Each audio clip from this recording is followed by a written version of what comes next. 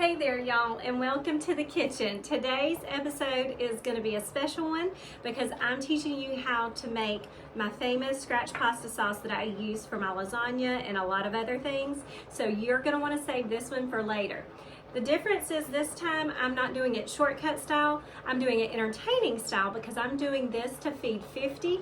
But because of that, in the description below, I am going to put my family size recipe in the comments, in the description, down below, so you can have that on hand whenever.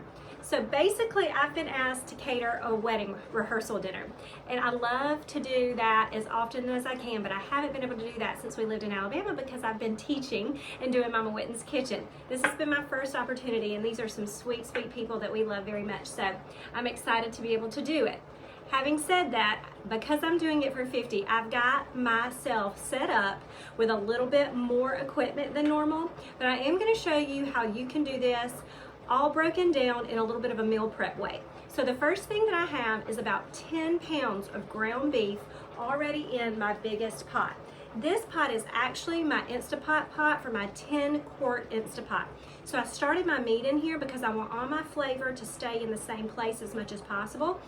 Once my meat is browned and everything else is added into it, we're gonna load this into my Instapot and I'm gonna let it go low and slow for a really long time. Of course, if you're doing this on the stovetop, when your meat's ready, when your veggies are tender, you can absolutely eat this. I always recommend those spaghetti sauce, pasta sauce of any kind going for 1 to 2 hours. For this, I do a low and slow, almost as low as it can go for almost a day. So, first thing, like I said, this is some 80-20 ground beef. That's 10 pounds. If you're doing for just your family, I would do 2. And then I'm gonna kind of get this cooking down and stirred up. And then I've got a second pot over here that I'm gonna start in some of my sausage, get that browned, because for lasagna, I like to use a little mild Italian sausage mixed in with my ground beef. And I'm gonna get my veg in there too. Really, I'm trying to get everything browned and loaded into this big Instapot so it can do the work for me and get delicious while it's marrying together over a long period of time. So I'm just gonna get a little stir to this. It's doing its thing. It really just needs a little bit of moving around for new stuff to get on the bottom.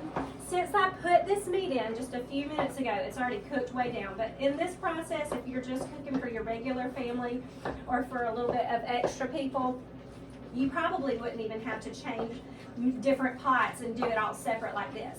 However, because we've talked so much about shortcutting things, I want to point out you can always brown your beef ahead of time, and if you know that you're going to be using it for chili or if you're going to be using it for lasagna or spaghetti, you could always go ahead and add your onion and have that done. Another good tip is to make this pasta sauce over the weekend and have it ready for whatever busy weeknight that you're going to eat it on. We almost always make that ahead of time, and I just have it in the fridge, and I'm like, well, what night do we want to do spaghetti, or what night do we want to do lasagna? And the sauce is already there and made. So this is going to get real cooked down, and as that's happening, I'm going to go ahead and turn my other pan on, and I'm going to get a couple pounds of mild Italian pork sausage in here. This is totally optional, but it does add a depth of flavor that nothing else does. You could also get spicy Italian sausage here. You could really amp up the flavor and the heat with that. That's a good choice if you know your crowd. But for me, when I'm doing my recipe the way I do it, not knowing who I'm feeding, knowing there's gonna be some people there that probably don't like the heat, I'm gonna stick with the mild if I don't know the whole crowd. So I've got about high heat, medium-high heat, on my pan, and I'm going to go in with this couple of pounds of sausage. And then while this is browning, this part is important, while this is browning, I'm going to start chopping my veg. You want to start things that can be working while you're working on something else, and it just saves you so much time in the kitchen. Because if we started by chopping our veg, nothing would be happening over here while I'm getting all that done. But because I started my meat first, it's doing its thing while my veggies are going to get chopped up, and everybody's going to be at the finish line at the right time. So I'm going to get my other pack in there.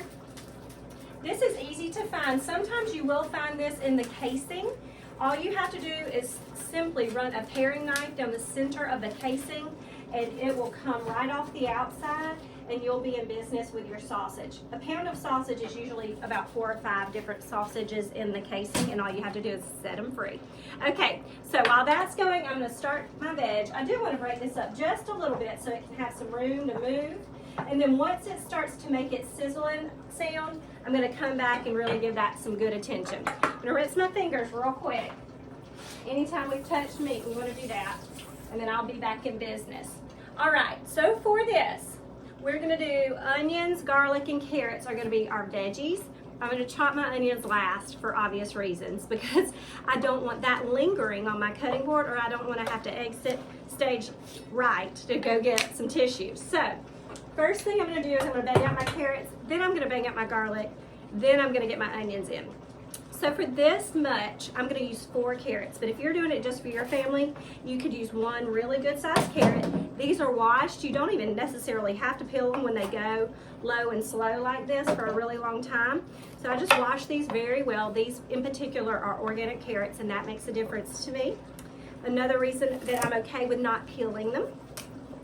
And then I'm going to go ahead and make them a flat surface so I can chop them. I did this one thinness, and then this side got a little thick, so I did him 2. But we're both sides, I'm going to move this so you can see me better, both flat sides down. All that's going to do is give you a stable working environment so it's not rolling around all over the cutting board. Then I'm going to go through long ways, and then we're going to chop back through it again. And that's going to give you an even cut, as well as your chop is going to work for you multiple times as you are banging out your carrots. Because I could be doing this motion on just one little carrot stick and we'd be here all day. Okay, I'm going to get a little tray to get our carrots onto. I like to just put my veggies aside all on one thing, so that way when the meat's done, I can go ahead and get rid of any extra fat that I may not want. I don't always do that, but in this case, I'm going to go ahead and double check, and then after that, I'll add in my veggies. So these little skinny ends, I'm going to just half and go down long ways one time, and then I'm going to curl my fingers under, and we're going to go through just like this. If you'll notice, this knife has a protector, and that is a very good thing because I move this bad boy around a whole lot. I love my knife. I'll link it in the comment or in the description below. But if you don't have a good knife, that is of huge importance. You will save yourself time, energy, and boo-boos in the kitchen if you have a good knife. So if you haven't replaced your knife in the last 5 years, I recommend that you do so. And in that 5 years, you probably need to be sharpening it pretty frequently. If you cook every single day, I'd say you need probably to be sharpened once every couple of months. So, a couple more carrots. I'm going to get the ends off. And I hear my sausage doing happy things back there, so I'm going to go ahead and stir him around again before I get to chopping.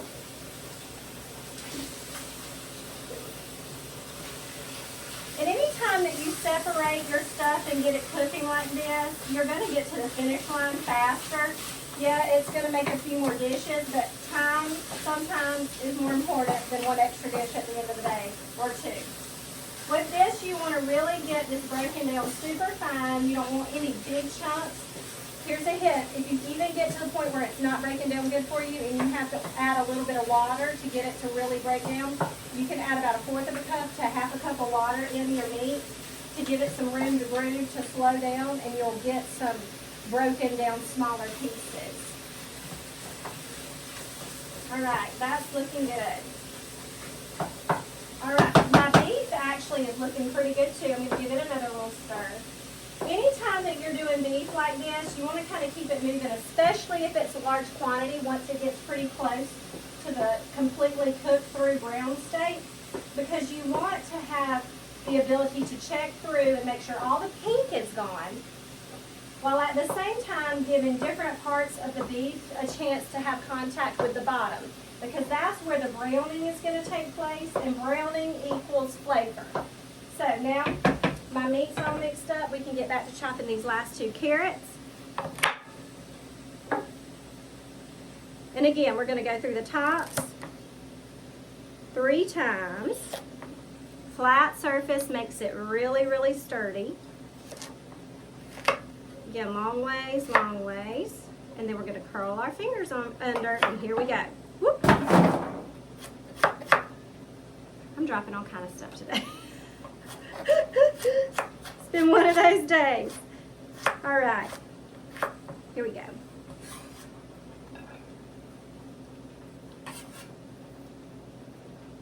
This guy,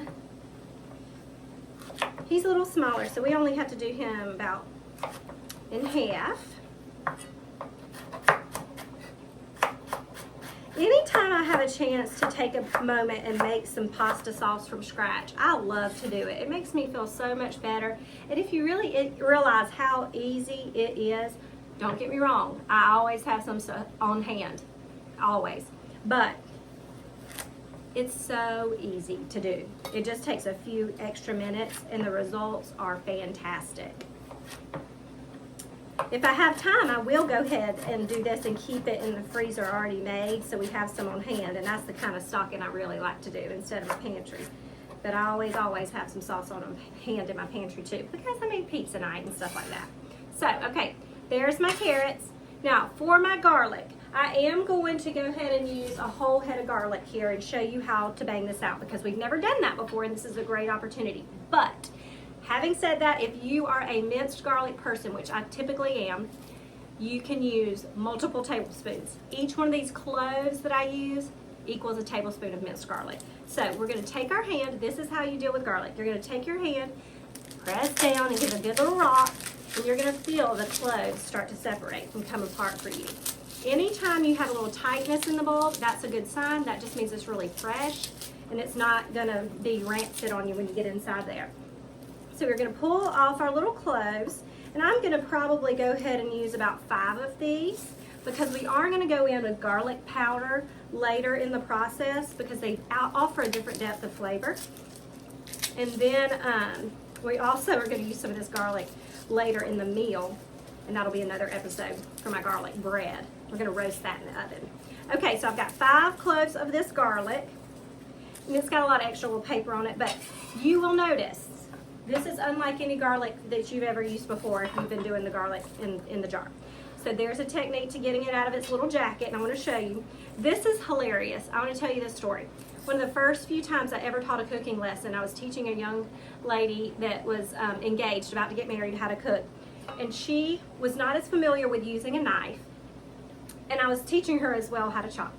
And I said, all you have to do is put the knife on its side and bang it down like this with your hand, and it'll just pop the jacket right off. And she just could not make herself hit that knife like this to pop off that jacket.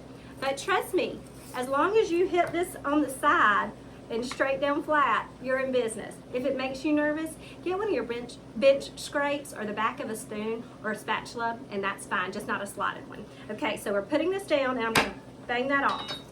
And out it comes. See, look, that jacket came off, a little bit of garlic left, and there you go. There's a clove of garlic, no more jacket left. I'm going to do that a couple more times, and then I'll show you another trick for breaking it down. So boom, boom, boom, and don't run away from me. Boom. Everybody's going to take their jackets off now. Okay, so now that we're all working on these jackets, you want to make sure that you don't have any kind of woody stemmy end, and a couple of these will have the place where the bulb did meet together, and that's a little part I trim off. I'll show you what I'm talking about when I get to it. I'm going to have to smack him one more good time. And I may have smacked the part of him, but there it is. So you can see real close.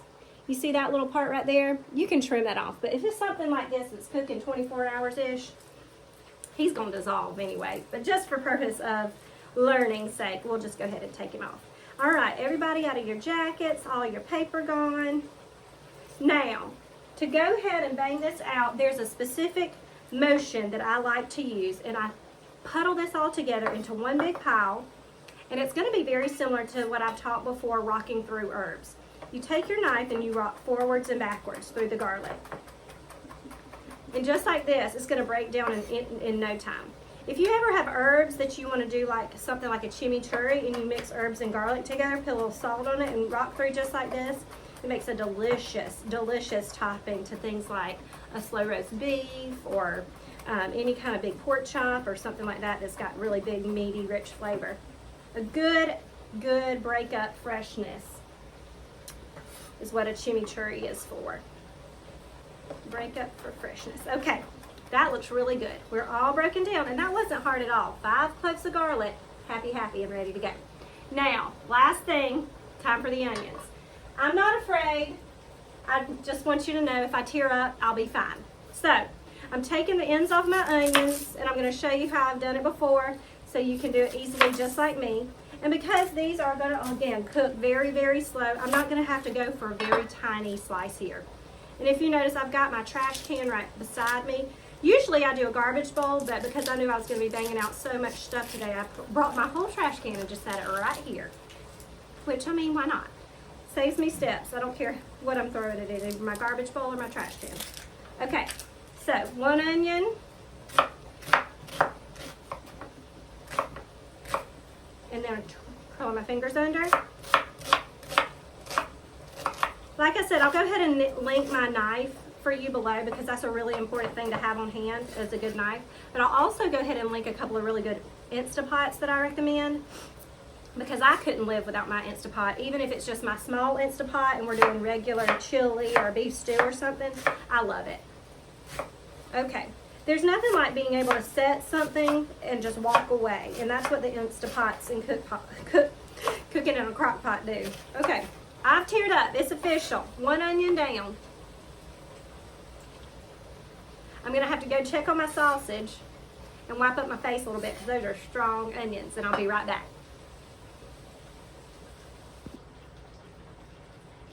Okay, y'all, I want to show you how I do my pasta sauce from scratch. I'm doing it today for a catering event, but I want to show you how you can do it too. So basically, I'm doing this for a party of 50 or 60. I always do 10 more than what I need. So the request was for 45 to 50. I'm making it for 60, but I'm going to put the description below for my homemade pasta sauce. Absolutely start to finish the way you would do it for your size family. But I want you, by the end of this, to be confident enough that you can do this in your kitchen, even if you have a large family gathering or a party of your own. So what I have is about 10 pounds of ground meat already browned in my 10-quart stock pot. I went ahead and ladled off some of the fat, so that would be not as greasy in our dish, but I did leave some because fat equals flavor. And then I also have some mild Italian sausage here. It started to brown in a second pan just so everybody has a little bit more room to move. And I like to get a good browning on my sausage because that adds a lot of extra flavor. So I'm going to break it down a little bit with one of these special little tools. I don't always use special tools, but in this case, sausage is one of those that can be hard to break down into small chunks. This one actually does fit the bill for that, so I can link it below for you. But we almost never just use specialty tools in my house. And my husband came home with this for me a couple of weeks ago, and I thought, well, you know what? He was thinking of me, so I might as well use it for him to have thought of me to make my life easier. So what I also have here is I have a large chopped Spanish onion. You can use Vidalia or yellow onion. This is a big pile, 4 carrots, and then I've got 5 cloves of garlic too, just a review. Now, we're gonna bang these out. We've got 1 more onion to chop. I like to review sometimes to make sure everybody knows where we're at. Okay, 1 more onion to chop, and I'm going to go through with my fingers curled onion. Shows what I'm thinking about, this onion in front of me. And then I'm going to get him up here. Another good thing is to have a little tray or bowl for your veggies that all go in at the same time so you're not having to travel back and forth to your big old pot with a bunch of different scoops of vegetables. Especially if you're a little bit of ways like I am. Okay, so 4 fingers under, I've moved that forward, gonna go through one more time, and then that one's good. Like I said, this is gonna cook low and slow for a long time. So these onions are gonna have all kind of time to break down. Now. So this is nice and broke down. Got a lot of good brown bits on it, and we can go ahead and start adding stuff into our big pot. But first thing I want to do before I do that is I'm going to turn the heat off here and load it into my Instapot base. You don't have to do this part, but I love to set things and forget it. I like to be able to put it on slow cook and let it go for several hours and not have to monitor. So the reason I'm moving it now is because it's about to get heavier. And I don't want to move it when it's at its heaviest. So I'm just going to move it right now and then get to the cans of tomato products that we're going to put in here and the veggies. So I'm gonna take my beef, load it in here, whoop, drop it in, and then I'll slide this up forward so you can see me a little better, because we're gonna be opening a lot of tomatoes in a second, and I'll be front and center. And then I wanna load my sausage and my veggies in. Obviously now, this is the time that we want to season, because I've always taught you before, you don't want to season once your liquid's in the pot because it doesn't have a chance to get hot on the heat. So the reason we didn't season at the very beginning is because we wanted to strain some of that fat off, and we don't want to strain seasoning off while we're straining off the fat. So now I'm going to put my Instapot on slow cook, and it can go up to 8 hours, but I'm going to reset mine. I'm going to check it after 8 hours and reset it for another low and slow 8 after I've tasted and checked. So if you want to do this on a stovetop, as soon as everything's cooked, you can eat it. But we always say the longer it sits, the better it gets. So if you can give your sauce an hour, 2 hours, wonderful. So in with all my veggies I go. That's 2 big onions. And if you have smaller onions, I actually was planning on 3, and those ended up being more than enough.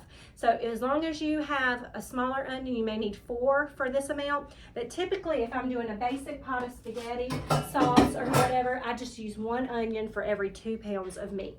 But those were just really big guys, so I got them in there.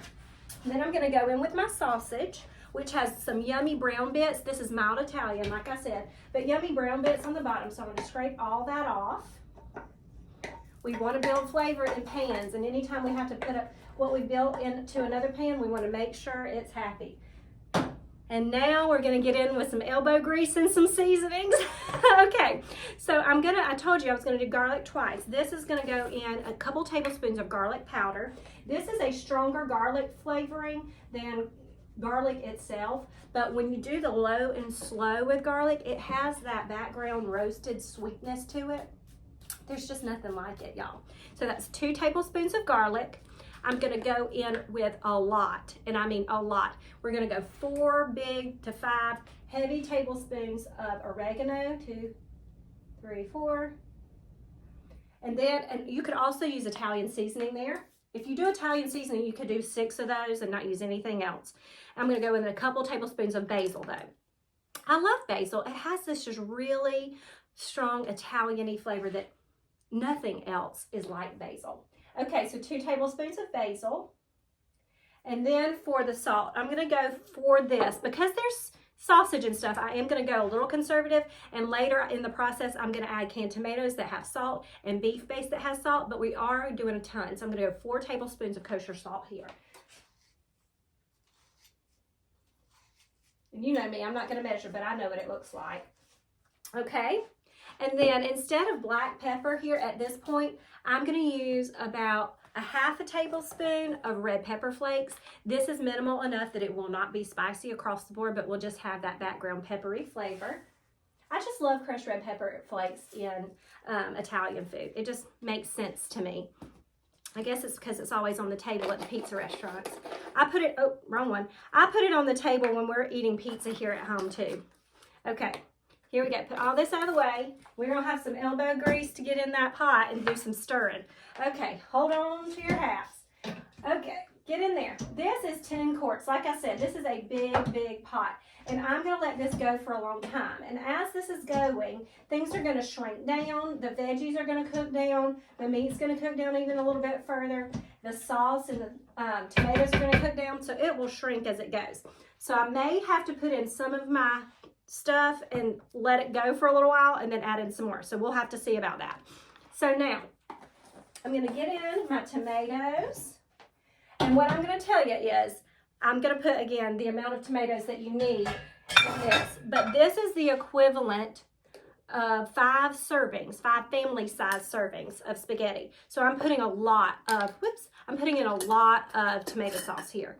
But tomato paste is gonna be our forefront ingredient because it does a lot of heavy lifting in the tomato department, and all you have to do is add a little bit more water. So I have 4 cans of tomato paste, which actually are gonna end up being our primary tomato flavoring, that depth from the paste. 4 cans of tomato sauce, which gives you that pureed tomato flavor. 4 cans of diced tomatoes, which gives you those chunks, that rustic flavor, and all said and done, at the end of the time, you're gonna have this delicious, saucy tomato goodness. So I'm gonna start popping these cans, and then I'm gonna open my cans of tomato paste and show you how easy it is to get those out.